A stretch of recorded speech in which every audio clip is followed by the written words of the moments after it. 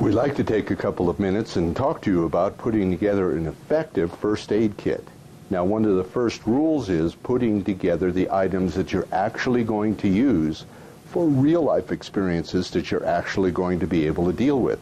You're not a field surgeon, you're not an EMT, and so some of the pre-made kits, as I'm showing you right here, may have a huge list of items, and this one has 85 items in it, but it's 16 different sizes of gauze pads, 45 different tongue depressors, other items that possibly, and this is a technique, are simply not selling at the company. So what we want to do is talk to you now about a first level and a second level kit that you can build that will address the kind of issues you're going to experience and the ones you're going to be able to deal with, such as bumps and bruises and scrapes and splinters and minor burns, irritations, bug bites, those kind of things we can address. And with the level 1 and the level 2, you'll find yourself very well equipped. We're going to now discuss the contents of your level 1 first aid kit. And remember, our suggestions have to do with economy, efficiency, and also space and weight, because you're putting all of these into your first aid or your 72-hour kit, and we want to make sure anything that you carry is particularly effective. I like this little unit you can buy at the store because it gives you the package, the case, as well as contributing to your first aid kit with individual packages of Neosporin so that you can just tear them open and use them. They don't get dirty after that.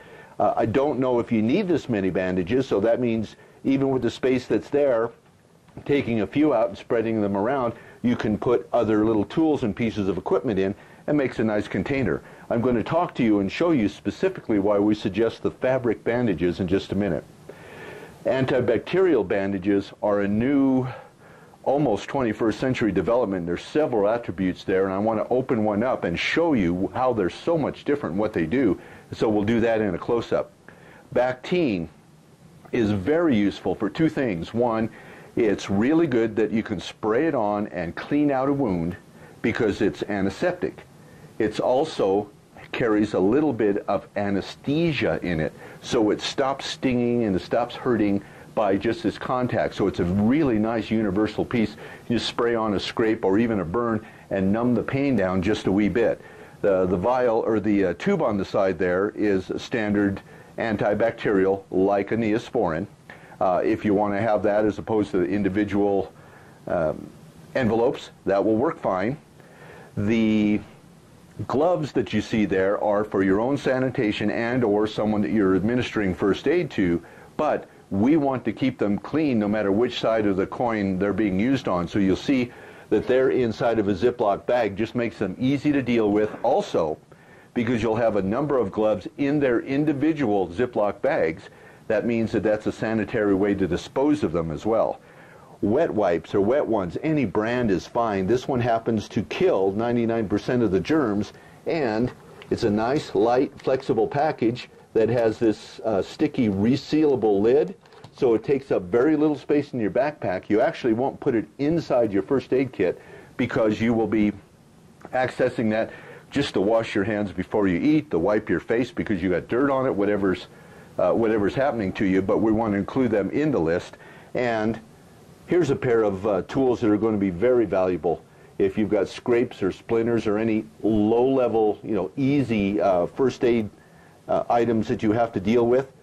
The tweezers are invaluable, but they're only invaluable, or let's say valuable, if the tips come together. So no matter what the price, be able to look at them, put them together, see if the light shines through there, see if the tips are sharp so that they'll be effective for you.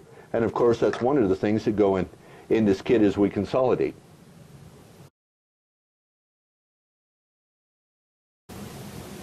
I want to take a minute and show you why we've suggested the cloth Band-Aid brand bandage.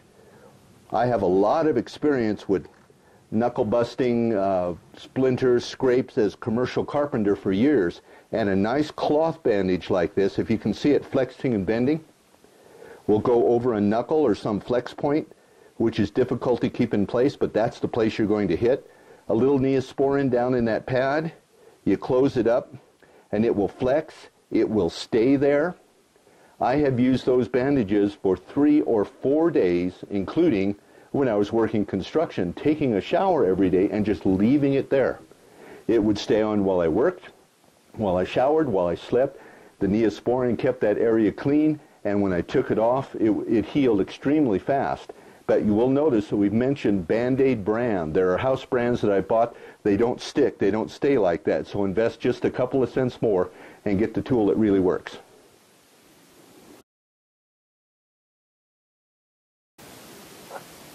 I'm going to take just a second and introduce you perhaps to this new space age type of bandage, and that's the antibacterial gel bandage.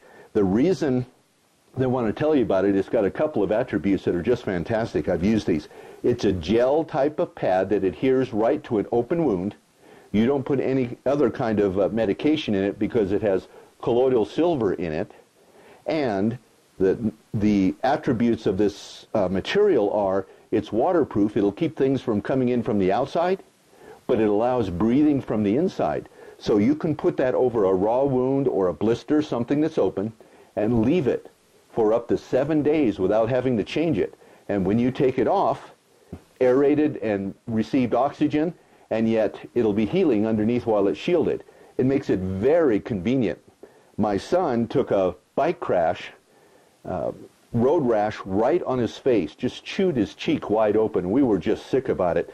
There are larger pads available, and we used one. We put it on his face, left it for a week. We were kind of nervous about it, but that's what people said we could do. Left it for a week, took it off. It was almost healed. It was just a few pink spots, and today you won't see coloration, scars, anything, even though we were picking rocks out at the time. This is a wonderful piece, thinking about you being out on your own, not wanting to have to always deal with sanitary situations. Clean up a wound, apply one of these, and you're set to go. If you'll notice, this is a Shopko private brand. See right there? That's the only place around town I've found them. They're actually on sale right now.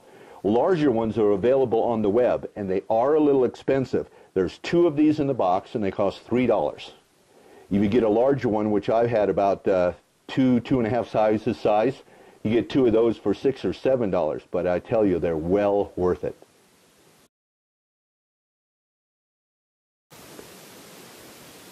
Let me take just a moment to illustrate to you the difference between a non-adherent or a Telfa type pad and a sterile gauze pad, because if you buy an off-the-shelf prepackaged first aid kit, you're going to get a lot of this old style gauze, which can be used, but not in all the places. All this is a cloth, a loosely woven cloth patch. And you can see right through the label there. That, of course, is going to stick to a wound. If there's blood or something involved, you're going to have a difficult time getting that back off. It's good for covering up scrapes or something light, but you have to be skilled at when you use it. The other type of pad is a non-adhering or Telfa type pad, and the difference is the pad has a surface on it that is a breathable plastic coating, so it won't stick to the blood or body fluids of the wound as easily. That means you can use it, tape it down because you'd use it on a larger wound, but it'll be much easier to pull off. I'd like to talk to you for a second about medical tape. Most of the pre-made kits you get will get the good old athletic tape that's cloth with glue on the back. There's a couple of problems with that. The glue gets sticky over time when you store it, and it's not always usable later on. And because there's so much glue on the back, it's not very breathable. This is called durable cloth tape. And if you can see, that's a mesh type of tape. It's flexible. The dispenser makes it really easy to work with. And if you look as I put it down right here, it's breathable in that it's an open weave and oxygen can go in and out, keeping those sore spots from developing. Now I want to tell you just a little bit about true commercial moleskin. This side is a felt type of fabric almost.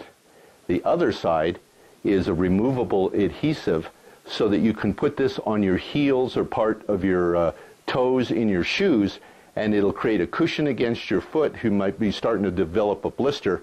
But this cloth is very slippery, and so it slides up and down inside your shoe and avoids the heat and rubbing against a blister it may have already formed, and allow you to keep on walking and going wherever you need to, because you may be on your feet more than you had expected or more than you're used to. You'll want to take along some basic pain relievers like an ibuprofen, a Tylenol, or even an antihistamine like a Benadryl, just for general use, but you also want to know which one you're using. So a little kit like this that you can label will allow you to keep these guys separate, even small enough to fit in your pocket, but you won't be mixing up the drugs and getting confused in a stressful situation and take the wrong ones. Here's another idea for you. For $1 you can get 50 of these small Ziploc bags over at Walmart, and as you can see, you can write on them marking Monday AM, Tuesday PM, break out the dosages or what type of pills or prescriptions may be necessary, so even your kids can follow the instructions and not have to dig into a bottle and know which is which and when to take what.